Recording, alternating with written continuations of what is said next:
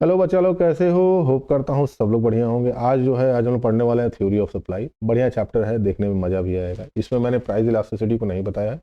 Price elasticity बताऊंगा तो chapter थोड़ा सा लॉन्ग भी हो जाएगा, और जो कि आप लोगों ने रील देख के अपनी एकदम जो हमारा जो फोकस पॉइंट है उसको एकदम पूरी तरीके से गिरा दिया है, तो उसकी वजह से मैंने प्राइस इलास्टिसिटी ऑफ सप्लाई इसमें इंक्लूड नहीं की है। उसके लिए अलग से चैप्टर मैं बता दूंगा, उसमें क्वेश्चन भी मैं करा दूंगा।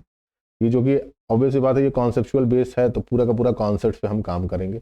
और मैं हमेशा आपसे बोलता आया हूँ कि जो माइक्रो इकोनॉमिक्स है ये पूरा का पूरा किस पे है? कॉन्सेप्ट पे है। तो कॉन्सेप्ट जितना हमारा अच्छा होगा उतना ही वेल एंड गुड होगा हमारे लिए पेपर में, कि चीज़ों को हम समझ पाएंगे। ठीक है, तो थ्योरी ऑफ सप्लाई, ठीक है। कॉन्सेप्ट ऑफ सप्लाई तुमसे बोलता है कि table showing a various quantity of a commodity. ठीक है, अ table showing a various quantity of a commodity, various quantity of a commodity, various commodity. ठीक है, that producers are willing to sell, that producer are willing to sell at a different possible price of a commodity as a point of a time। तो देखो, obvious सी बात है, supply और demand के basic difference को हम समझते हैं। सप्लाई और डिमांड तो आपको बेसिक आता ही होगा, मुझे बताने की आवश्यकता नहीं है। ठीक है, बट हम क्या करते हैं, हम इसके बेसिक्स कॉन्सेप्ट्स को समझने की कोशिश करते हैं कि ये पूरा बेसिक कॉन्सेप्ट कैसे काम करेगा। ठीक है, आओ चलो देखते हैं। तो अगर हम सप्लाई की बात करते हैं, किसकी बात करते हैं भैया? सप्लाई की बात करते हैं। तो सप्लाई में आपसे एक बेसिक स्ट्रक्चरिंग में ये कहा गया था कि किसी भी कमोडिटी को बनाते हैं, जब कोई प्रोड्यूसर किसी कमोडिटी को तैयार करता है, क्या करता है? किसी भी कमोडिटी को तैयार करता है तो उसके कुछ कॉन्सेप्चुअल बेस होते हैं। ठीक है, सप्लाई हमेशा किसके पॉइंट ऑफ व्यू से देखनी है? हमको प्रोड्यूसर के पॉइंट ऑफ से देखनी है। किसके देखनी है? प्रोड्यूसर के पॉइंट ऑफ व्यू से देखनी है। क्यों? क्योंकि इसका पूरा का पूरा जो कंट्रोल होता है वो किसके पास होता है? प्रोड्यूसर के पास होता है, क्योंकि उसी को अपनी कमोडिटी को बेचना है, मार्केट में बेचना है। तो भाई वो कितनी क्वांटिटी कितने प्राइस पे एक पॉइंट ऑफ टाइम पे बेच पा रहा है, जैसे अगर मैं अपनी बात करता हूं तो मैं अगर अपनी बात करता हूं, तो अगर मैं बात करता हूं किसकी, अगर मान लो कि मेरे पास मैं मिठाई की दुकान चलाता हूं। किसकी दुकान चलाता हूं? मैं स्वीट शॉप चलाता हूं। ठीक है, अब दिवाली का सीजन आ गया। किसका सीजन आ गया? मान लो कि अभी होली का सीजन है। चलो ठीक है, किसका सीजन है? होली का सीजन है। तो होली के सीजन में मैं क्या करूंगा? अपनी क्वांटिटी को बढ़ा दूंगा, अपनी क्वांटिटी को इंक्रीज करूंगा। ठीक, तो जनरली तुमने देखा होगा कि होली के समय जो प्राइस होती है किसकी? मिठाइयों के, स्वीट्स की जो प्राइस होती है वो क्या हो जाती है? राइज हो जाती है। अब क्या होगा? ये फायदा किसके लिए होगा? प्रोड्यूसर के लिए होगा। अब कैसे फायदा होगा भाई? क्योंकि प्राइस राइज है, प्राइस में इंक्रीमेंट हुआ है। प्राइस जब ज्यादा होती है तो ऑब्वियस सी बात है, कोई भी प्रोड्यूसर ये चाहेगा कि हायर प्राइस पे, किस पे? हायर प्राइस पे वो क्या कर सके? ज्यादा से ज्यादा क्वांटिटी बेच सके, ज्यादा से ज्यादा क्वांटिटी को बेच सके। ठीक है, अब इसको समझने की कोशिश करो कैसे। अब जैसे मान लो कि मेरे पास, मैं 5 रुपए की कोई यूनिट बेच रहा था, 5 रुपए की कोई यूनिट बेच रहा था, तो मैं 1 यूनिट बेच रहा था। अब जैसे ही इसका दाम 10 रुपए हो जाएगा तो मैं कोशिश करूंगा कि इसको 2 से 4 यूनिट बेच पाऊं, ताकि मुझे क्या हो? प्रॉफिट हो। इसी वजह से कहने का मतलब ये हो गया कि एक particular period of point of time के बीच में जब कोई प्रोड्यूसर एक किसी पार्टिकुलर क्वांटिटी को एक स्पेसिफिक प्राइस पे बेचने की कोशिश करता है, उसी को हम सप्लाई कहते हैं। ये एक बेसिक कॉन्सेप्ट है जो हमको यहां से देखने को टोटल ओवरऑल मिलता है इस पूरे सप्लाई के कंडीशंस पे। तो इतना आपको कॉन्सेप्ट समझ में आया? ठीक, इतना आपको कॉन्सेप्ट समझ में आया? अब इसके साथ दो कॉन्सेप्ट हमारे सामने आते हैं। एक तो कॉन्सेप्ट आता है किसका? सप्लाई का और स्टॉक का। सप्लाई और स्टॉक में दोनों में डिफरेंस होता है, इस डिफरेंस को जानना बहुत जरूरी है। क्वेश्चन में आपसे कभी कभी टीचर जो वगैरह लोग हैं टीचर लोग 1 नंबर के क्वेश्चन में आपसे पूछ देंगे, 1 नंबर के क्वेश्चन में आपसे पूछ देंगे कि सप्लाई और स्टॉक के बीच का डिफरेंस बताइए। तो अगर हम बात करते हैं total quantity of A commodity which is available with the producer at a point of A time, अब स्टॉक का मतलब क्या हो गया कि उस ओवरऑल एरिया ऑफ पीरियड में, मान लीजिए कि एक पॉइंट ऑफ टाइम के बीच में, अब जैसे अगर मैं बात करता हूं 1 जनवरी 2024 से लेकर 1 जनवरी 2025 के बीच में, इन 1 साल के अंदर मेरे पास कितनी क्वांटिटी है, इसको हम कहते हैं स्टॉक। ठीक, इसको हम कहते हैं स्टॉक। एक पॉइंट ऑफ टाइम के बीच में हमारे पास कितनी कमोडिटी अवेलेबल है, कितनी कमोडिटी हम अपने पास बना के रखे हुए हैं। दूसरी तरफ बोलता है कि supply refers to the part of the which the producer is presently ready to sell. Supply refers to that part of a stock which the producer is presently ready to sell. अब इसका मतलब क्या हो गया? इसका मतलब ये हो गया, देखो स्टॉक का मतलब ये है कि मैंने अभी आपको बताया कि एक पॉइंट ऑफ टाइम के बीच में कितनी क्वांटिटी आपके पास अवेलेबल है, पॉइंट ऑफ टाइम में कितनी क्वांटिटी आपके पास अवेलेबल है। अब सप्लाई कहता है कि आप उस क्वांटिटी को किस प्राइस पे बेच रहे हैं और किस पॉइंट ऑफ टाइम पे बेच रहे हैं, किस पॉइंट ऑफ टाइम पे बेच रहे हैं, यह जानना जरूरी है। दोनों में डिफरेंस है, समझ लेना। 1 जनवरी से लेके 1 जनवरी 2024 से लेके 1 जनवरी 2025 के बीच में जो हमारे पास क्वांटिटी अवेलेबल थी उसको हमने स्टॉक कह दिया, मतलब कि पॉइंट ऑफ टाइम पे मेरे पास कितनी कमोडिटी अवेलेबल है। सप्लाई में ये कहता है कि हम कितनी क्वांटिटी को एक पार्टिकुलर प्राइस पे हम बेच पा रहे हैं। अब मेरे पास 1 जनवरी से लेके 1 जनवरी 2024 से लेके 1 जनवरी 2025 तक मेरे पास जो क्वांटिटी अवेलेबल होगी, क्या मैं एक सिंगुलर प्राइस पॉइंट पे बेच पा रहा हूंगा? नहीं। जब मार्केट में उस कमोडिटी की डिमांड होगी, यानी जब उसकी मार्केट में डिमांड ज्यादा होगी तो सप्लाई भी हम ज्यादा बढ़ाएंगे, सप्लाई ज्यादा होगी तो उसकी क्या होगी, वैल्यूएशन भी इंक्रीज कर जाएगी।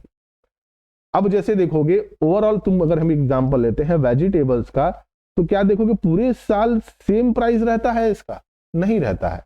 कभी अगर तुम आलू लेने जाओगे तो कभी 40 रुपए किलो मिलेगा, कभी 50 रुपए किलो मिलेगा, कभी 100 रुपए किलो हो जाता है। ऐसा ही तुम्हारे साथ अनियन के साथ भी होता है, पेरिशेबल गुड्स के साथ भी होता है। हर वो कमोडिटी जो हम परचेज करते हैं at the end of the time, उसकी तुम प्राइस में फ्लक्चुएशंस देखोगे over the period of time. तो over the period of time में उस स्टॉक में से ही तो बेचा जा रहा है। कभी कभी कंपनियां ज्यादा बना के रख लेती हैं कि हम फ्यूचर में इसको बेच पाएंगे, फ्यूचर में इसकी डिमांड ज्यादा होगी। अब जैसे अगर मैं बात करता हूं कि मैंने तुमसे एग्जांपल दिया था कि मैंने स्वीट शॉप खोली और मेरी स्वीट शॉप बहुत अच्छी चलती भी है, बहुत अच्छा काम भी मेरा होता है। तो अगर मैं कोई स्वीट तैयार कर रहा हूं और होली का सीजन आ गया, होली का टाइम आ गया, तो क्या मैं होली के दिन प्रोडक्ट की कमोडिटी को तैयार करूंगा? नहीं, मैं उसके 10 दिन पहले से कमोडिटी को तैयार कर रहा हूंगा। तो मान लो कि होली अगर 4 तारीख को पड़ती है या 14 तारीख को पड़ती है, होली अगर 14 तारीख को पड़ती है, तो मैं 4 तारीख से लेकर 14 तारीख के बीच में एक स्टॉक क्रिएट करूंगा। ये 10 दिन का स्टॉक क्रिएट करूंगा। ये 10 दिन मेरे क्या कहलाएंगे? ये 10 दिन मेरे स्टॉक कहलाएगा। अब इस स्टॉक को मैं किस प्राइस पॉइंट पे बेच पा रहा हूं, इसी को हमने कह दिया सप्लाई। Basic concept. तो सप्लाई और स्टॉक का बीच का यही डिफरेंस होता है। स्टॉक इन द सेंस का मतलब हो गया कि हम एक पॉइंट ऑफ टाइम पे कितने कमोडिटी को रख पाते हैं, कितनी कमोडिटी को बना पाते हैं, कितनी क्वांटिटी हमारे पास अवेलेबल है। सप्लाई में ठीक उल्टा है कि उस क्वांटिटी को आप किस प्राइस पॉइंट पे बेच रहे हैं, किसी एक पार्टिकुलर पॉइंट ऑफ टाइम के डिफरेंस पे। अगर होली के समय मुझे मिठाई बेचनी होगी तो ऑब्वियस बात है मैं उस दिन तो मिठाई बनाऊंगा नहीं कि राजा आज मैं अगर 1 कुंटल मुझे मिठाई बेचनी है तो मैं आज ही के दिन बनाऊंगा, ऐसा होगा नहीं। आपको 10 दिन, 15 दिन, 20 दिन लेना होगा उस कमोडिटी को तैयार करने के लिए। तो भाई वो जो स्टॉक आपका तैयार हुआ वो स्टॉक रेडी टू सेल होना चाहिए। अब आता है क्वांटिटी सप्लाई। क्वांटिटी सप्लाई का मतलब क्या हो गया, मुझे बताएंगे? नहीं, आगे बढ़ गए क्या? हाँ, अब आता है quantity supply. What is quantity supply, बताइए। क्वांटिटी सप्लाई बताइए।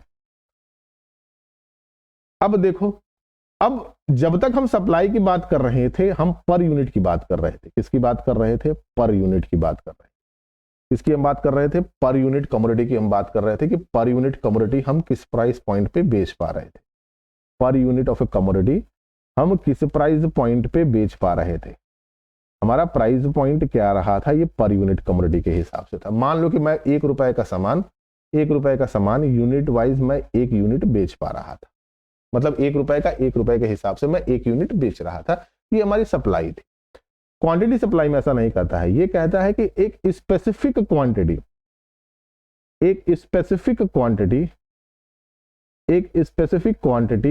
आप एक स्पेसिफिक प्राइस पे बेचते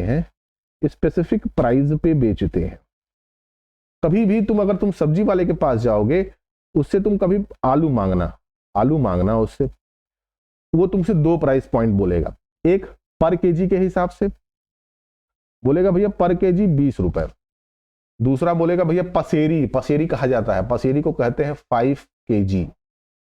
5 केजी का दाम 80 रुपीज।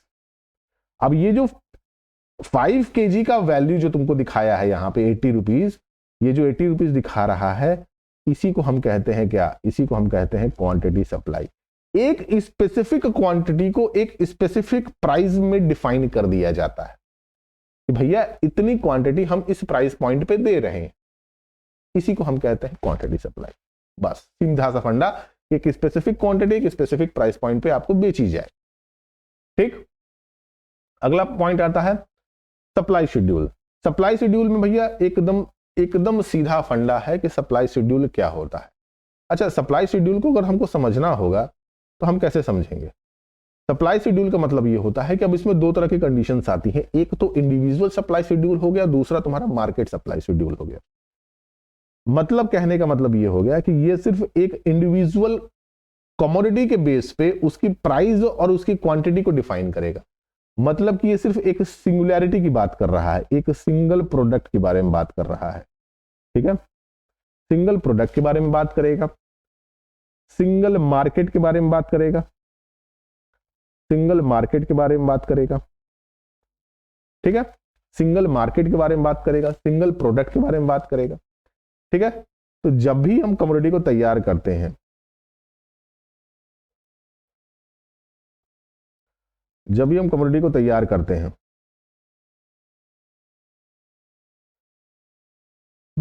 देखते जाओ, ये हमारी प्राइस रह जाएगी, ये हमारी क्वांटिटी रह जाएगी। ये हमारी प्राइस हो गई, ये हमारी क्वांटिटी हो गई। तो ये सिर्फ इंडिविजुअलिटी की बात करता है कि एक इंडिविजुअल कमोडिटी एक इंडिविजुअल मार्केट में कैसे काम कर रही है, ये उसके बारे में बात करेगा। तो यहां पे डिफरेंस ये है कि मार्केट से और इंडिविजुअलिटी में फर्क ये हो जाता है कि इंडिविजुअल में सिर्फ एक सिंगुलर प्रोडक्ट के बारे में बात कर रहा होगा या एक सिंगल मार्केट के बारे में बात कर रहा है। अब ये सिंगल प्रोडक्ट कोई भी हो सकता है, हम आलू ले लें, हम एक पेरिशेबल गुड्स ले सकते हैं, वेजिटेबल्स ले सकते हैं। ठीक है, हम ग्रेन्स ले सकते हैं, ठीक है, हम कार्स ले सकते हैं, हम कार ले सकते हैं, हम बाइक ले सकते हैं। तो ये सब कुछ एक सिंगुलर प्रोडक्ट के बारे में होगा कि एक सिंगुलर प्रोडक्ट की कितनी सप्लाई चल रही है मार्केट। अगर बाइक की बात करें तो बाइक की कितनी सप्लाई चल रही है, कार की बात करें तो कार की कितनी सप्लाई चल रही है, या किसी पार्टिकुलर मार्केट में उस कार की डिमांड कितनी है। तो ये इंडिविजुअल प्रोस्पेक्ट पे बात करता है, एक सिंगुलैरिटी पे बात करता है। दूसरी तरफ मार्केट सप्लाई कर्व जो होता है, ऐसे बात नहीं करता है। मार्केट सप्लाई बात करता है डिफरेंट मार्केट में उस पार्टिकुलर प्रोडक्ट की डेफिनेशन क्या है। कहने का मतलब क्या हो गया कि हो सकता है कि प्रोडक्ट सिंगल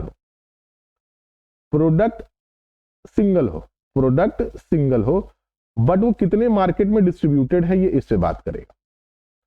अब जैसे अगर हम बात करते हैं एक सिंगुलर प्रोडक्ट के बारे में हम बात करते हैं, अब जैसे मान लो कि वो प्रोडक्ट जो है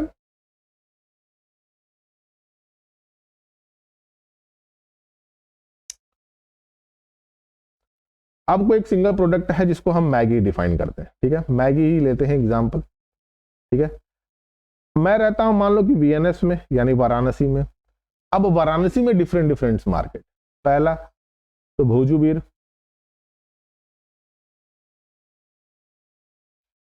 दूसरा लंका,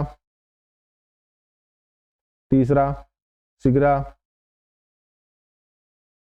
चौथा दाल मंडी।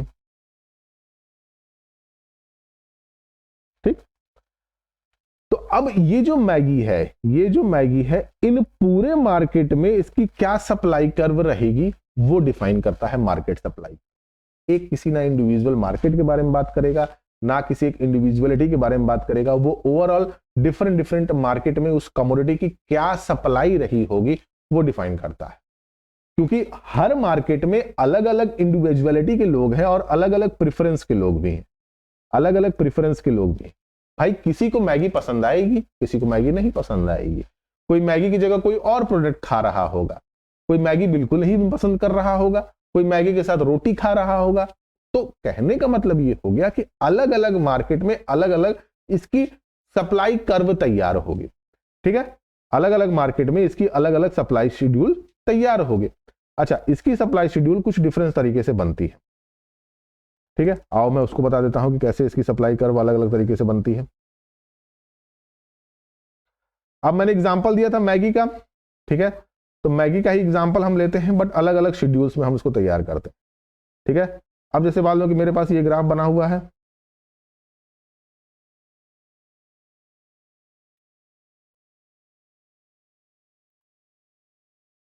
एक तरफ कुछ इस तरीके से तैयार होगा,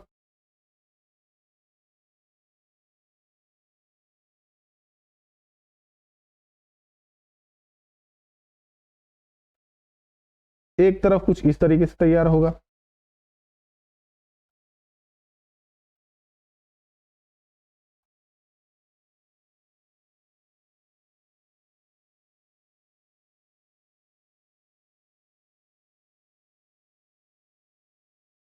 और एक तरफ कुछ इस तरीके से तैयार होगा। मतलब कि हर मार्केट का एक अलग प्रेफरेंस होता है उस कमोडिटी के लिए, उस अलग प्रेफरेंस होता है, और हर मार्केट में उसकी सप्लाई का एक अलग परफॉर्मा होता है। बात समझ में आ रही है कि नहीं समझ में आ रही है? जैसे मैं तुमको एक एग्जांपल देता हूं, एक तो मैंने मैगी का एग्जांपल दे दिया। अब जैसे मैं बात करता हूं कि चलो ठीक है, डिफरेंस प्रोडक्ट्स पे हम लेते हैं। ठीक है, मैं सिंपल सी बाइक की बात करता हूं। ठीक है, बाइक की बात करता हूं। ठीक है, अब कोई एरिया है जहां पे सीनियर सिटीजन ज्यादा है, मतलब कि senior citizen in the sense of the मतलब कि जिनकी उम्र 50 से 60 साल की उम्र है, मतलब कि जो 50 के 60 के एज में। तो अब यहां पे बाइक की जगह स्कूटर्स चलेंगे, तो यहां पे बाइक की सप्लाई कम रहेगी। ये एक ही एरिया के, ये एक ही मान लो कि शहर की मैं बात कर रहा हूं, मैं बात करता हूं सिर्फ वाराणसी की बात करता हूं। किसकी बात करता हूं? मैं वाराणसी की बात करता हूं। और वाराणसी में कोई एक एरिया है जहां पे सीनियर सिटीजन्स की इफिशियंसी ज्यादा है, पॉपुलेशन ज्यादा है, तो वहां पे स्कूटर्स चलेंगे, स्कूटीज चलेंगे। कोई ऐसी एरिया है जहां पे 30 से 40 साल के लोग हैं, यहां पे ऐसी गाड़ियां चलेंगी जो फ्यूल इफिशियंट हो।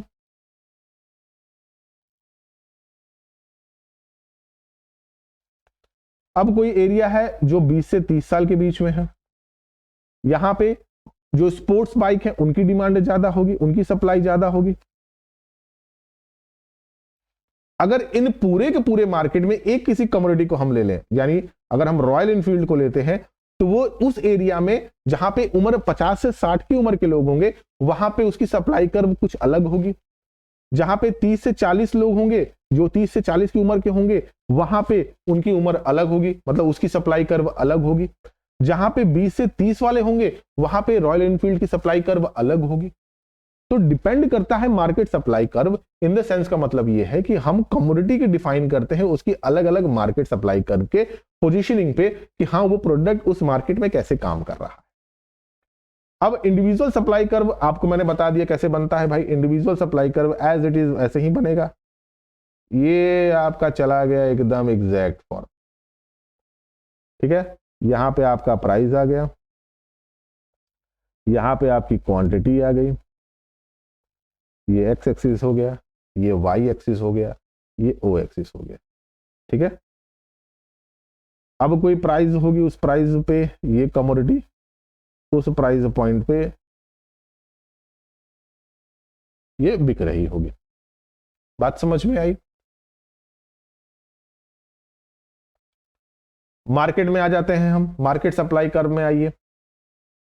मार्केट सप्लाई कर्व को देखो, तो अगर मैं रॉयल एनफील्ड की बात कर रहा था तो जहां पे 40 से 50 लाख, 50 से 60 वाले होंगे, वहां पे इसकी सप्लाई कर्व अलग बनेगी, वहां से इनकी सप्लाई कर्व अलग बनेगी। जो 30 से 40 वाले होंगे, यहां पे इसकी सप्लाई कर्व अलग बनेगी।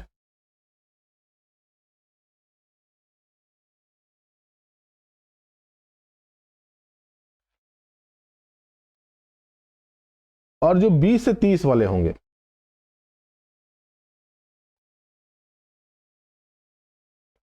यहां पे इनकी सप्लाई कर्व अलग बनेगी।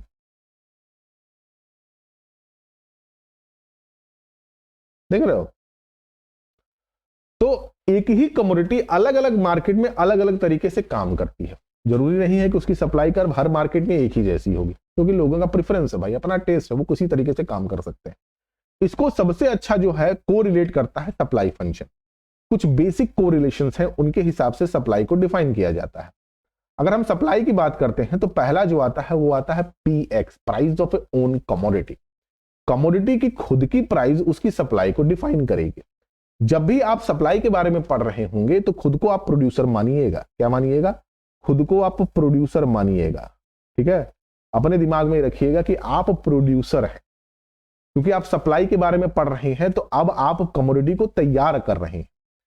तो जब भी कमोडिटी की प्राइस इंक्रीज होती है, जब भी कमोडिटी की प्राइस इंक्रीज होती है, जब भी कमोडिटी की प्राइस इंक्रीज होती है, ऑब्वियस सी बात है उसकी सप्लाई भी इंक्रीज होगी।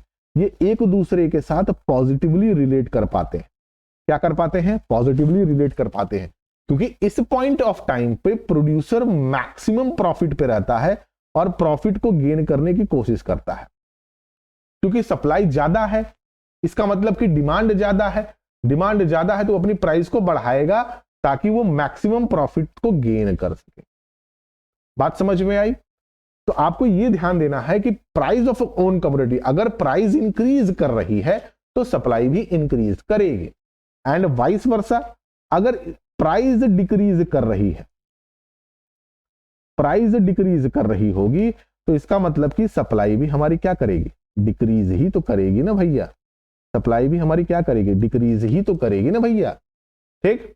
उसके बाद आता है price of related goods. Price of related goods, price of related goods में क्या होता है? प्राइस ऑफ रिलेटेड गुड्स में दो चीजें हमको डिफाइन करने को मिलती हैं। अब आपके पास तो एक तो आता है कौन सी कमोडिटी? एक जो कमोडिटी आती है वो आती है क्या? Complementary goods, complementary goods, complementary goods.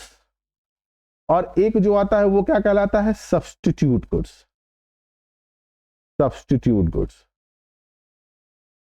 Substitute goods. Complementary, एक दूसरे को कॉम्प्लीमेंट कर रहे होंगे। ठीक, एक हाथ से तो ताली बजेगी नहीं। अगर हम कॉम्प्लीमेंट्री गुड्स की बात करें तो भैया पेन एंड पेंसिल, अरे sorry, pen and refill, pen and refill, ये एक दूसरे के साथ आते हैं। Bike and petrol, bike and petrol एक दूसरे के साथ आते हैं। अगर सब्स्टिट्यूट गुड्स की बात करें, जो एक दूसरे को सब्स्टिट्यूट कहा जाता है, मतलब एक दूसरे को हटाते हैं, इसका मतलब T and coffee, T and coffee. अब इन दोनों की प्राइस डिफाइन करती है, इन चीजों पे डिफाइन करती है कि अगर कॉम्प्लीमेंट्री गुड्स की बात कर रहे होगे तो भैया एक दूसरे के साथ कॉम्प्लीमेंट कर रहे हैं। यानी अगर पेन की प्राइस बढ़ेगी तो एज अ प्रोड्यूसर तुम ये चाहोगे कि तुम्हारी रिफिल भी ज्यादा बिके। पेट्रोल की प्राइस इंक्रीज करेगी तो एज अ बाइक ओनर तुम चाहोगे कि भाई तुम ज्यादा से ज्यादा बाइक बेच पाओ। कॉम्प्लीमेंट्री है, एक दूसरे को कॉम्प्लीमेंट कर रहे हैं। सब्स्टिट्यूट गुड्स में ऐसा नहीं होता है। सब्स्टिट्यूट गुड्स का मतलब ये हो गया जो एक दूसरे को सब्स्टिट्यूट कर रहे होंगे, यानी टी एंड कॉफी।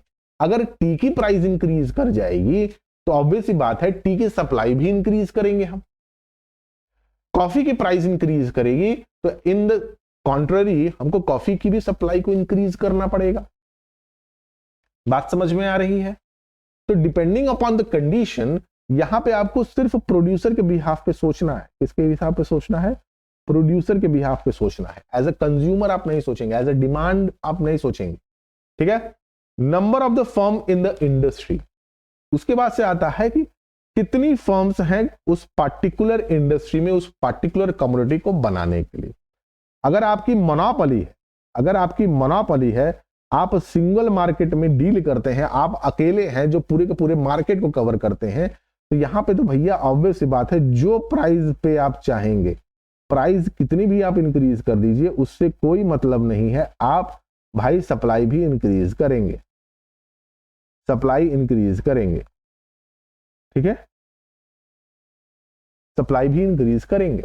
मोनोपोली है ना भाई, आप अकेले हैं, एक छत्र राज है, आप राजा हैं उस मार्केट के, तो आप कुछ भी कर सकते हैं, कोई भी प्राइस रख सकते हैं। रेलवे की बात देखो, अगर रेलवे की अगर हम बात करें तो रेलवे चाहे कोई भी प्राइस पॉइंट पे काम कर सकता है, कोई उसे रोकने वाला है? हम आप रोक पाएंगे क्या? कभी नहीं रोक पाएंगे। रेलवे जो चाहेगा वो प्राइस आपसे ले लेगा और आपको देना है, क्योंकि आपको कम्यूट करना है। जो रेगुलर लोग हैं, जो मिडिल क्लास फैमिली है, वो रेलवे में कम्यूट करेगी। अगर 100 रुपए प्राइस बढ़ता है तब भी आपको देना है, 50 रुपए कम हो तब भी आपको देना है, देना तो है ही आपको। बात समझ में आ रही है? तो सबसे जरूरी होता है कि number of the firm of the industry, firms कितनी ज्यादा है, ये इस पे डिपेंड करता है कि उस कमोडिटी की सप्लाई कितनी रहेगी। मोनोपोलिस्टिक रहेगा, मोनोपोलिस्टिक रहेगा, मोनोपोलिस्टिक रहेगा, मोनोपोलिस्टिक रहेगा, तो प्राइस की डिपेंडेंसी, प्राइस की डिपेंडेंसी उनके कॉम्पिटिटर पे डिफाइंड करेगी। इसका मतलब यह है कि आप मोनोपोलिस्टिक में रख सकते हैं, ऐसा कुछ नहीं है, आप कमोडिटी की प्राइस उस हिसाब से रख सकते हैं, बट लोग क्या करेंगे, तुरंत शिफ्ट कर जाएंगे। जैसे मैं एक एग्जांपल देता हूं कि अगर मैं बात करूं पेप्सोडेंट की बात करूं और कोलगेट की बात करूं, तो मान लो कोलगेट को लगा कि भैया मुझे अपनी प्राइस पॉइंट इंक्रीज करनी चाहिए, मुझे सप्लाई इंक्रीज करनी है, प्राइस मैंने बढ़ा दिया ताकि मैं उस प्राइस पे सप्लाई ज्यादा कर पाऊं। लोग तुरंत कोलगेट से उठेंगे और कहां चले जाएंगे? पेप्सोडेंट पे चले जाएंगे। तो यहां पे क्या होगा, इन दोनों को एक दूसरे के साथ कॉम्बिनेशंस क्रिएट करना होगा कि नहीं भाई, हम उसी प्राइस पे बेच पाए जिस प्राइस पॉइंट पे हमारा कॉम्पिटिटर मार्केट में है, और उसी हिसाब से हम अपने प्राइस को रखते हैं। बात समझ में आ रही है? ठीक। उसके बाद से goal of the firm, firm का गोल क्या है? अगर फर्म का गोल प्रॉफिट है, फर्म का गोल प्रॉफिट है, पैसा कमाना है, तो ऑब्वियस सी बात है भाई, इसमें तो कोई दो राय है ही नहीं। वो मैक्सिमम प्राइस पे मैक्सिमम आउटपुट सेल करने की कोशिश करेगा। वो क्या करेगा, वो कहेगा कि भैया कि हम मैक्सिमम प्राइस पे जितना प्राइस बढ़ा सको, हम मैक्सिमम आउटपुट को सेल करेंगे, मैक्सिमम आउटपुट को सेल करेंगे, मैक्सिमम आउटपुट को सेल करेंगे, मैक्सिमम आउटपुट को सेल करेंगे। बात समझ में आ रही है? दूसरी तरफ अगर सोशल बीइंग के लिए होंगे, सिर्फ सोसाइटी के लिए कर रहे होंगे, सोशल के लिए कर रहे होंगे, सिर्फ सोसाइटी की हेल्प करनी है हमको, सोशल लोगों के लिए करना है, तो भाई इनका कोई मतलब नहीं है, प्राइस कोई भी रहे, प्राइस कोई भी रहे, इससे इनको कोई मतलब नहीं है। ये अपनी क्वांटिटी को सिंगुलर रखते हैं, ये अपनी क्वांटिटी को सिंगुलर रखते हैं भाई, कि हमको भाई सोशल होना है, सोसाइटी की हेल्प करनी है, सोशल ऑब्लिगेशन है मेरा, तो हम भाई उस प्राइस पॉइंट पे काम नहीं कर सकते, हम अपने प्राइस को उस प्राइस पॉइंट पे हम नहीं रख सकते। अगला आता है price of a factor of a production, किसी कमोडिटी को बनाने की कॉस्टिंग। सबसे बड़ी बात ये होती है कि कॉस्टिंग कितनी हो रही है, उस कमोडिटी को बनाने की कॉस्टिंग कितनी है। हाइयर कॉस्टिंग होगी, हाइयर होगी, इसका मतलब कि प्राइस भी हाई करेगा, प्राइस हाई करेगा, इसका मतलब कि सप्लाई भी हाई करेगी। कमोडिटी में अगर कॉस्टिंग ज्यादा है, कमोडिटी को बनाने का खर्च ज्यादा है, तो ऑब्वियस सी बात है प्राइस तो जाएगी ही जाएगी। अगर प्राइस ज्यादा जाएगी तो ऑब्वियस सी बात है प्रोड्यूसर, एज ए प्रोड्यूसर तुम सप्लाई भी ज्यादा करने की कोशिश करोगे ताकि तुम उस पार्टिकुलर कॉस्टिंग को वहां से निकाल सको। कॉस्टिंग कम रहेगी, कॉस्टिंग कम रहे, कॉस्टिंग लो रहे, तो प्राइस भी लो रहेगी और सप्लाई भी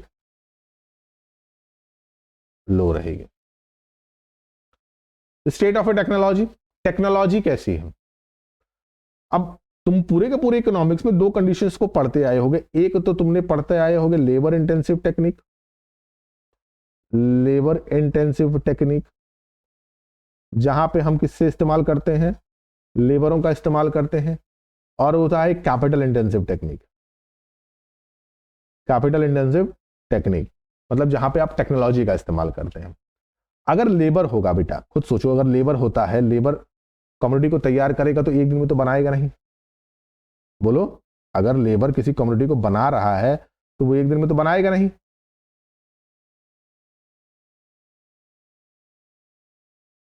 ठीक है, यहां पे क्वांटिटी ज्यादा बन नहीं पाएगी, क्वांटिटी की कमोडिटी कम रहेगी। यहां से हमको एक बात समझ में आती है कि अगर टेक्नोलॉजी का इस्तेमाल करके हम प्रोडक्शन कॉस्ट को कम कर पाते हैं, यानी हम कॉस्टिंग को कम कर पाते हैं, तो हम प्राइस भी कम रखेंगे। और अगर हमारी टेक्नोलॉजी की वजह से कॉस्टिंग बढ़ती है, कॉस्टिंग इंक्रीज करती है, तो प्राइस भी इंक्रीज करेगा। कटिंग एज टेक्नोलॉजी का तुम इस्तेमाल कर रहे हो जो कोई नहीं इस्तेमाल कर रहा है, ऑब्वियस बात है तुम उसका पैसा ज्यादा चार्ज करोगे। और ऐसी टेक्नोलॉजी का इस्तेमाल कर रहे हो जिसमें कोई मतलब बेसिक टेक्नोलॉजी है, तो उस पर तुम उतनी प्राइस नहीं चार्ज कर सकते ना। अब जैसे मान लो कि कोई एक ऐसा कार मैंने बना दी जो सिर्फ एक बार आपने खरीद ली और जिंदगी भर आप उसको विदाउट एनी सर्विसिंग के, विदाउट एनी किसी दूसरे मतलब एक्सपेंसेस के आप उसको चला सकते हैं। मतलब कोई पेट्रोल, कोई डीजल, कोई बैटरी, कोई चार्ज, कुछ नहीं करना है। आप गाड़ी खरीदिए, आप स्टीयरिंग पकड़िए, अपना काम करिए। तो अब ये कटिंग एज टेक्नोलॉजी में आ गया, तो अब इसकी वो जो प्राइस मांगेंगे आपको देना पड़ेगा। बात समझ में आ रही है? बट अगर नॉर्मल गाड़ियां हैं तो उसी प्राइस पॉइंट पे खेल रही हैं आगे पीछे। बिजनेस एक्सपेक्टेशन, तुम्हारा बिजनेस का एक्सपेक्टेशन कैसा है? बिजनेस एक्सपेक्टेशन क्या होता है? अब देखो फ्यूचर में तुम क्या सोच रहे हो अपने पार्टिकुलर बिजनेस को लेकर। मैंने अभी तुमको स्वीट शॉप का एग्जांपल दिया था कि जब होली का टाइम आएगा तो ऑब्वियस सी बात है प्राइस इंक्रीज करेगी, प्राइस इंक्रीज करेगी तो सप्लाई भी इंक्रीज करनी पड़ेगी हमको भाई, क्योंकि हमको प्रॉफिट मैक्सिमाइज करना है। इसी का सबसे अच्छा एग्जांपल होता है गोल्ड का। गोल्ड देख लो, शादी ब्याह के टाइम में गोल्ड की प्राइस क्या हो जाती है? हाइक कर जाती है। उस समय उसकी सप्लाई भी ज्यादा रहती है क्योंकि लोग ज्यादा परचेज करते हैं भाई, शादी का टाइम है। तो बिजनेस एक्सपेक्टेशन क्या है? फ्यूचर में तुम अपने पार्टिकुलर बिजनेस के लिए सोच क्या रहे हो, वो ज्यादा इंपॉर्टेंट है। गवर्नमेंट पॉलिसी कैसी है? गवर्नमेंट पॉलिसी का मतलब क्या हो गया कि गवर्नमेंट कभी कभी किसी प्रोडक्ट पे सब्सिडाइज कर देती, सब्सिडी दे देती। तो अगर कमोडिटी पे सब्सिडी है तो ऑब्वियस सी बात है उस कमोडिटी की प्राइस कम रहेगी, प्राइस कम रहेगी तो ऑब्वियस सी बात है सप्लाई भी कम रहेगी। बट अगर सब्सिडी नहीं दिया गया हो उस पे और उस पे टैक्स ज्यादा ले रहे होंगे तो प्राइस ज्यादा होगी, तो ऑब्वियस सी बात है वो सप्लाई भी ज्यादा करेंगे। पॉजिटिवली रिलेटेड है एक दूसरे के साथ, सप्लाई और प्राइस का डिफरेंस कॉम्बिनेट करता है। प्राइस बढ़ेगी तो एज ए प्रोड्यूसर तुम चाहोगे कि तुम ज्यादा से ज्यादा कमोडिटी को सप्लाई कर पाओ, कर भी उसका ऐसा बना हुआ है। अब आता है लॉ ऑफ सप्लाई। अब बताइए कि लॉ ऑफ सप्लाई क्या होता है?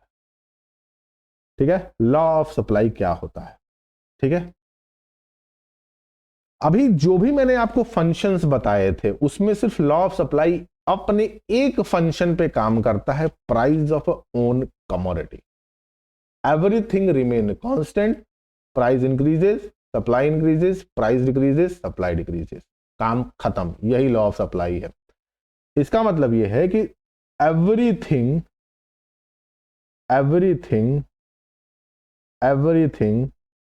Remain constant, everything remain constant. हर चीज कांस्टेंट रहेगी, चाहे गोल ऑफ द फर्म हो, चाहे फ्यूचर एक्सपेक्टेशन हो, प्राइस ऑफ रिलेटेड गुड्स हो, फैक्टर ऑफ प्रोडक्शन हो, नंबर ऑफ इंडस्ट्रीज हो, ये सब कुछ कांस्टेंट रहेगा। सिर्फ क्या रहेगा? Everything remain constant, price increases, price of own commodity, price of own commodity, price of own commodity, price of own commodity increases, supply increases, and vice versa। हर चीज constant रहेगी, बस मेन जो है तुम्हारा वो उसकी खुद की प्राइस है। ठीक, अगला आता है भैया टेबल फॉर्म। इसका देख लीजिए टेबल फॉर्म। अगर हम टेबल की बात करते हैं भाई ऑब्वियस सी बात है ये कोई एक्स कमोडिटी की प्राइस रही होगी, इसके यूनिट फॉर्मेशन में ये रहा होगा, ये रुपीज में रहा। ठीक, ये रुपीज में रहा। अगर क्या होगा भाई, अगर हम 1 रुपए का बेच रहे हैं तो हम 1 यूनिट बेचेंगे, हम 2 रुपए का बेच रहे हैं तो हम 5 यूनिट बेचेंगे, हम 4 रुपए का बेच रहे हैं तो हम 15 यूनिट बेचेंगे। सिर्फ प्राइस, इसके अलावा कुछ नहीं। कमोडिटी की अगर प्राइस इंक्रीज हो रही है तो यूनिट भी हम ज्यादा बढ़ाएंगे। बेसिक फंडा यही कहलाता है।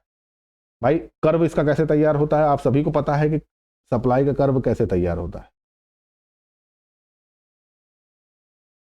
ऐसे ही तो तैयार होता है। यहां पे हमारी क्वांटिटी रहती है, यहां पे क्वांटिटी रहती है, ये एक्स एक्सिस, ये वाई एक्सिस, यहां पे हमारा प्राइस रहता है। अब प्राइस जितनी ज्यादा रहेगी, अगर इस प्राइस पॉइंट पे बात करोगे तो ये कमोडिटी सेल होगी, इस प्राइस पॉइंट पे बात करोगे तो ये कमोडिटी सेल कर रहे होगे। अगर हम 2 रुपए का बेचेंगे तो 4 यूनिट, 6 रुपए का बेचेंगे तो 8 यूनिट। यही होता है, जितनी ज्यादा प्राइस होगी उतनी ही ज्यादा हमारी क्वांटिटी भी हम सेल करेंगे। क्योंकि भाई एज अ प्रोड्यूसर सोचना है आपको, think like a producer. Producer जो कमोडिटी को तैयार कर रहा है उस तरीके से आपको सोचना है। अब इसमें ध्यान रखिएगा, कुछ एक्सेप्शंस हैं, ये इंपॉर्टेंट है। कभी कभी टीचर इससे क्वेश्चंस पूछ देते हैं, बच्चे इस पे ध्यान नहीं देते हैं, यहां से क्वेश्चन आपका बन जाता है। 2 नंबर के या 3 नंबर के क्वेश्चंस टीचर्स आपको दे देंगे। अब पहला आता है एग्रीकल्चरल आउटपुट। एग्रीकल्चरल आउटपुट पे किसी भी तरीके से कोई भी सप्लाई का कर्व काम नहीं करता है। क्योंकि एग्रीकल्चर का मतलब क्या हो गया, एग्रीकल्चर का मतलब ये हो गया कि देखो हमारी जो कंट्री है वो एग्रीकल्चरल बेस है। करीबन 50 से लेकर 60% पॉपुलेशन किस पे डिपेंड है, एग्रीकल्चर पे डिपेंड है।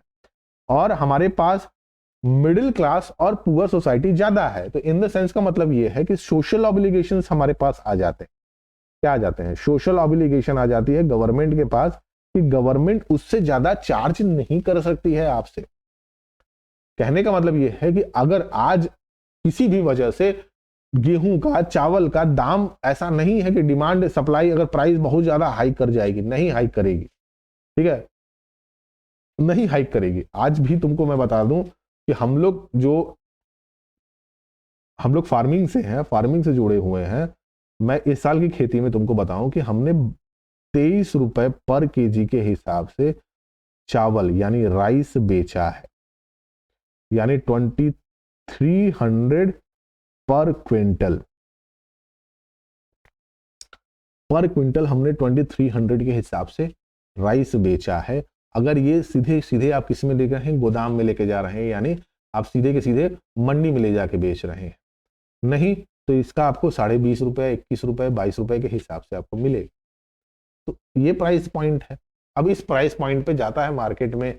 अब मार्केट में क्या मिलता है क्या नहीं मिलता है वो तो अलग से बात करती है, बट बेसिक तो यही है ना कि भाई डिमांड सप्लाई से हमको यहाँ पे डिपेंड नहीं है। इसमें कोई एक्सेप्शन ही नहीं है, इसमें कोई ग्राफ ही नहीं तैयार होगा। हम नहीं प्राइस पॉइंट मांग सकते हैं क्योंकि हमको भाई सोशल ऑब्लिगेशन है गवर्नमेंट के पास, हम नहीं चार्ज कर सकते। ठीक है भैया। अगला दिया हुआ है गुड एंड सोशल डिस्टिंक्शंस। भाई मैंने बता दिया गुड्स एंड सोशल डिस्टिंक्शन, ऐसे प्रोडक्ट्स जो सोशल डिस्टिंक्शंस को डिफाइन करते हैं। सॉल्ट, अभी तुम देखे सॉल्ट 100 रुपए पर पैकेट के हिसाब से तुमको बेचा जा रहा होगा? कभी नहीं होगा ऐसे। 100 रुपए पर पैकेट के हिसाब से सॉल्ट कभी जा ही नहीं सकता है, ऐसा पॉसिबल ही नहीं है, मार हो जाएगी। तो नहीं होगा। कुछ ऐसे प्रोडक्ट जो सोशल डिस्टिंक्शंस को डिफाइन करते हैं, जो सोसाइटी में एक दूसरे के लिए ये सोशल हायरार्की में नहीं आता है। बात समझ में आ रही कि नहीं समझ में आई? तो बेसिक चीजें जो हैं जो सोशली डिस्टिंक्ट करती हैं, जो सबको ही कंज्यूम करता है। अरे अंबानी भी नमक खाते ही होंगे, अब सोने वाला तो नमक खाते नहीं होंगे जिसमें सोना भरा हो, नॉर्मल नमक खाते होंगे वो भी, आयोडीन वाला जो हम तुम खाते हैं। ठीक है, अब ऐसा तो नहीं कि हिमालय से तोड़ के लिए उनके अलग से नमक ले आया जाता होगा। ठीक, उसके बाद से पेरिशेबल गुड्स। पेरिशेबल गुड्स में कौन कौन से आ गए भाई? जो भाई पेरिशेबल गुड्स का मतलब क्या हो गया? पेरिशेबल गुड्स जो 1 डे से ज्यादा ना चले, 1 डे वाले प्रोडक्ट, 1 डे प्रोडक्ट जिसको कहा जाता है 1 day product. 1 day product, bread, milk, fruits, vegetables.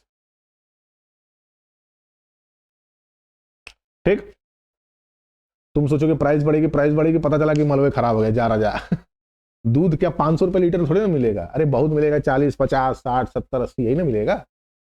केला वाला अगर तुमको 50 रुपए का डजन मिल रहा है तो बहुत मिलेगा तो 70 रुपए मिलेगा, 100 रुपए मिलेगा। अब ये थोड़े ना हो जाएगा कि 1000 रुपए तुमको डजन मिल रहा है, पॉसिबल ही नहीं है।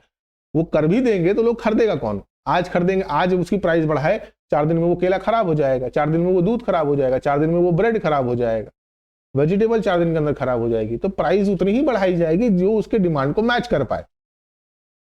भाई कोई भी दुकानदार उतनी ही तो सब्जी लाके बेचेगा जितनी मार्केट में खपत होगी, ज्यादा लाके क्या करेगा? स्टोर तो कर नहीं सकता उसको। कुछ प्रोडक्ट्स हैं जो स्टोर यूनिट में जा सकते हैं, जैसे आलू वगैरह हो गए, प्याज वगैरह हो गए, इसको आप 2, 4, 6 महीने स्टोर कर सकते हैं। बट इसके अलावा और जितने भी प्रोडक्ट्स हैं, चाहे वेजिटेबल में रहा हो, फ्रूट्स में रहा हो, मिल्क में रहा हो, ब्रेड में रहा हो, आप इसको 2, 4, 6 दिन से ज्यादा आप स्टोर नहीं कर पाएंगे, तो प्राइस भी आप नहीं बढ़ा पाएंगे। प्राइस आप बढ़ा नहीं पाएंगे तो इसकी सप्लाई बढ़ेगी ही नहीं। जितनी डिमांड होगी उतनी सप्लाई जाएगी और उसी प्राइस पॉइंट पे इसको बेचा जाएगा। ठीक है भैया। अब आता है movement along supply curve, extension of supply curve, contraction of supply curve. ठीक है, अब ये याद रखिएगा कि मूवमेंट अलोंग सप्लाई कर्व में जो एक्सटेंशन और कॉन्ट्रैक्शन होता है, ये सिर्फ own price of A commodity की वजह से होता है। Own price of a commodity, own price of a commodity, own price of a commodity की वजह से होता है। ठीक है, कमोडिटी की खुद की प्राइस की डिफिनेशंस को वो डिफाइन करता है। अगर मैं बात करता हूं किस चीज की, आओ चलो देखते हैं, आओ हम ग्राफ बनाते हैं तब इसको समझ में आएगा ये।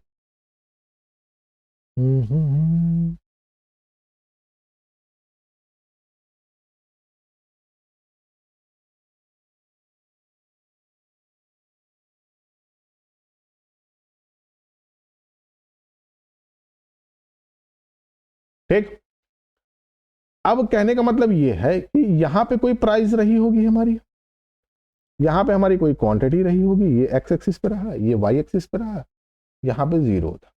ठीक है, अब ये कोई प्राइस रही होगी, ये कोई प्राइस रही होगी, इस प्राइस पॉइंट पे इसको हम बेच रहे थे, कमोडिटी की प्राइस इंक्रीज कर गई, कमोडिटी की प्राइस को हमने इंक्रीज कर दिया। अच्छा, अब ये प्राइस हमारी यहां पे चली आई। ठीक, अब जब यहां पे चली आई तो ऑब्वियस सी बात है कमोडिटी की क्वांटिटी भी तो इंक्रीज कर गई। देखो, ये देख रहे हो,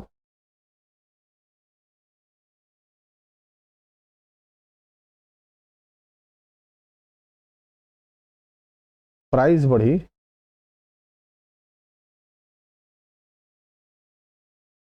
तो क्वांटिटी भी बढ़ गई, यानी हम यहां से उठे और यहां पे चले आए। इसी को कहा जाता है एक्सटेंशन। खुद की प्राइस की वजह से जो एक्सटेंशन मिलेगा, इंक्रीमेंट मिलेगा, उसकी वजह से होगा, उसके अलावा किसी और वजह नहीं होनी चाहिए। मैंने बता दिया कि जो भी मैंने फंक्शंस अभी मैंने ऊपर बताए थे, उन फंक्शंस में सिर्फ प्राइस को लीजिएगा, बाकी किसी को लेने की जरूरत नहीं है। ये एक्सटेंशन की बात कर रहा था। ठीक है, कॉन्ट्रैक्शन में ठीक उल्टा होगा। कॉन्ट्रैक्शन में क्या होगा भैया? कॉन्ट्रैक्शन में ठीक उल्टा होगा। कॉन्ट्रैक्शन में क्या करेंगे हम? कॉन्ट्रैक्शन में हम देखो क्या करते हैं, कॉन्ट्रैक्शन में हम सीधे के सीधे ऐसे कुछ हम इसको तैयार करेंगे। ये हमारी सप्लाई कर्व हो गई, ये हमारी ओरिजिनल प्राइस पॉइंट थी, इस प्राइस पॉइंट पे हम बेच रहे थे।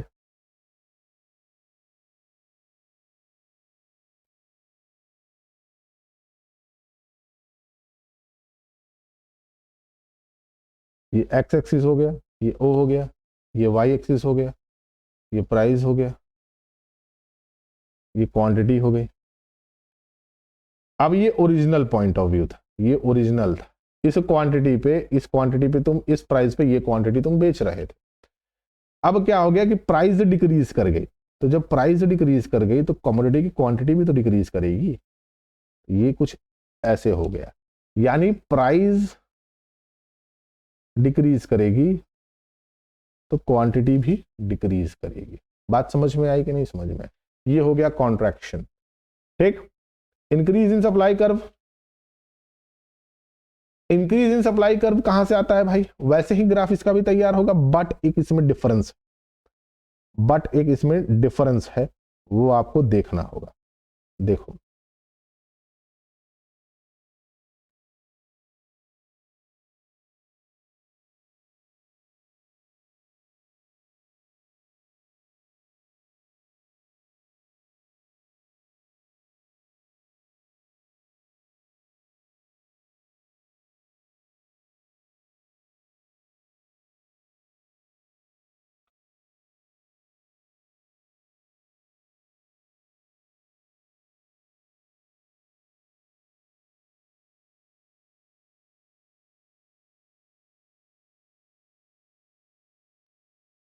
ये हमारी प्राइस, ये हमारी क्वांटिटी, ये हमारी ओरिजिनल प्राइस,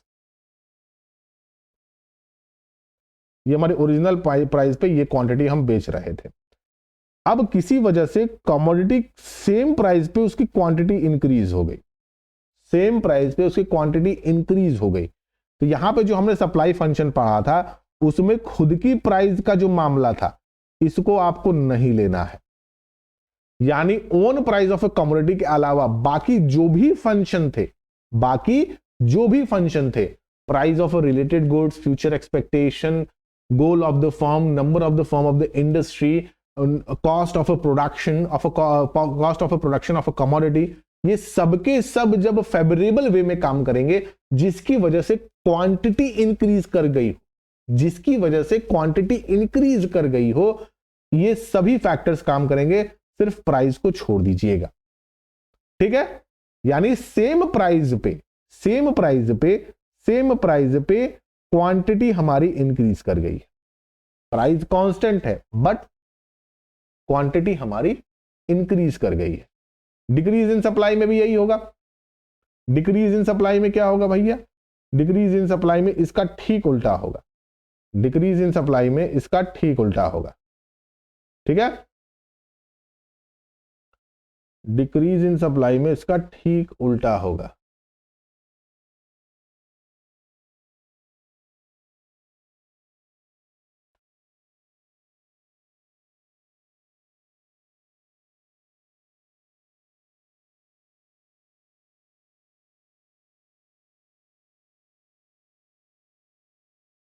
अब ये इसकी ओरिजिनल क्वांटिटी थी, ये इसकी ओरिजिनल थी। अब ये यहां से यहां चला आया, यहां से यहां चला आया, यानी प्राइस को छोड़ दीजिएगा। किसको करिएगा? प्राइस को छोड़ दीजिएगा। उसके अलावा जो भी फैक्टर्स होंगे ये इसके अनफेवरेबल में काम करेंगे, अनफेवरेबल बेस पे काम करेंगे, अनफेवरेबल बेस पे काम करेंगे। बात समझ में आ रही कि नहीं समझ में आई? कॉस्टिंग बढ़ जाएगी तो प्राइस वो इंक्रीज नहीं कर पाएंगे, उनके बेस पे नहीं आएगा तो क्वांटिटी कम हो जाएगी। रिलेटेड गुड्स के प्राइस में डिफरेंस आ गया तो उसकी डिमांड ज्यादा हो गई तो सप्लाई बढ़ गई, तुम्हारी कमोडिटी की क्वांटिटी कम हो गई। बात समझ में आ रही है? तुम्हारे पर टैक्स ज्यादा लगने लगा तो ऑब्वियस सी बात है कमोडिटी की सेम प्राइस पे कम हो जाएगी, क्वांटिटी कम हो गई कम हो जाएगी। तो कहने का मतलब ये हो गया कि इसके अनफेवरेबल बेस पे काम करेगा तब जाके सेम प्राइस पे क्वांटिटी इंक्रीज कर जाती, सॉरी डिक्रीज कर जाती है। ठीक, तो यहां पे ये आपको कॉन्सेप्ट जो हो गया सप्लाई का क्लियर हो गया। ठीक, अब इसके बाद कल मैं क्या बता दूंगा? प्राइस इलास्टिसिटी आपको बता दूंगा। प्राइस इलास्टिसिटी आप पढ़ लीजिएगा। प्राइस इलास्टिसिटी से कम 6 नंबर के क्वेश्चंस बनेंगे, क्योंकि भैया अब देखो डिफरेंस डिपेंड करता है कि टीचर आप किस स्कूल से हैं, किस बेस पे नहीं है, मगर मोस्टली 3 नंबर से 6 नंबर के क्वेश्चंस आपको बनने को मिलते हैं यहाँ। ठीक है, अच्छा चैप्टर है, अच्छे क्वेश्चन भी इससे तैयार होंगे। तो होप करता हूँ ये वीडियो अच्छा लगा हो तो लाइक करो, शेयर करो, सब्सक्राइब करो। ठीक है, बाकी कल मिलते हैं इसी समय इसी वक्त, तब तक के लिए सब सही दूध दही।